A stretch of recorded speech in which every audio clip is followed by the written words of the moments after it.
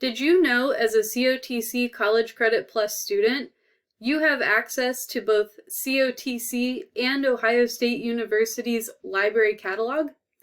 That's because COTC and Ohio State Newark share a campus. Therefore, you're allowed to use both library catalogs.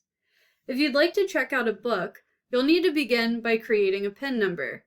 You can do so by clicking the link directly under the Request a Book video link that you're watching right now. When you click on the Create PIN Number link, you will be taken to this page. Here you can create a PIN number for the very first time. To do so, you will need your COTC ID number. If you don't know your ID number, you can look right here at these directions and figure out how to acquire it.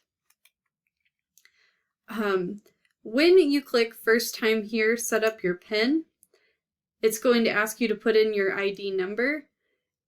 Before you type in the number, you will always need to type capital C, capital T. This indicates that you're from COTC and not OSU. After you're done setting up your PIN number, you can go to library.cotc.edu to begin searching the catalog. To search the catalog, scroll down until you see Search for Books and Other Materials.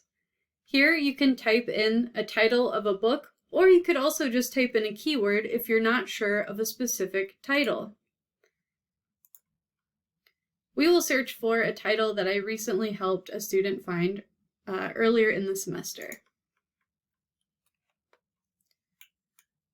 To order this book, you will click Request this item. From there, you will need to make sure that you are typing in information under affiliated users.